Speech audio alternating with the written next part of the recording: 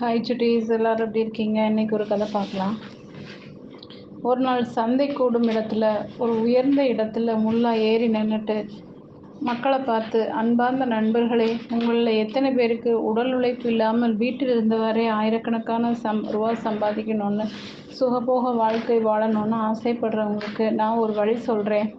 யாரெல்லாம் என்னோட யோசனையை கேட்க தயாராக இருக்கீங்களோ அவங்க மட்டும் கை தூக்குங்கன்னு சொன்னார். அங்கே இருந்த அத்தனை பேரும் கை தூக்குனாங்க. முல்லா தான் நின்றிருந்த இடத்தை விட்டு கீழிறங்கி நடக்க தொடங்கினார். என்ன முல்லா அவர்களே, ஒன்று சொல்லாம போறீங்க அப்படின்னு மக்கள் கேட்டாங்க.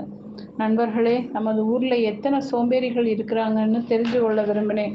என்னையும் சேர்த்து இந்த ஊர்ல உள்ள எல்லாருமே சோம்பேறிங்க தான் அப்படிங்கிற உண்மை எனக்கு தெரிஞ்சிருச்சு. இனி எனக்கு இங்கே என்ன வேலை, போய் வர்றேன் அப்படின்னு சொல்லிட்டு முல்லா போக கிளம்பிட்டார். அங்கிருந்த மக்கள் திகைப்படைந்தவர்களாக முல்லா சென்ற திசையை பார்த்தே கொண்டே இருந்தாங்க. இதுலேருந்து என்ன தெரியுது? உழைத்து வாழணும். சோம்பேறிகளாக எப்போவுமே இருந்துட்டு இருந்தால் ஒரு பிரயோஜனமும் இல்லை. ஓகே சுட்டீஸ், இந்த கதை பிடிச்சிருந்தா லைக் பண்ணுங்கள், சப்ஸ்கிரைப் பண்ணுங்கள், ஃப்ரெண்ட்ஸ் அண்ட் ஃபேமிலிக்கு ஷேர் பண்ணுங்கள். கூடவே அந்த பெல் ஐக்கானையும் கிளிக் பண்ண மறக்காதீங்க. பாய்.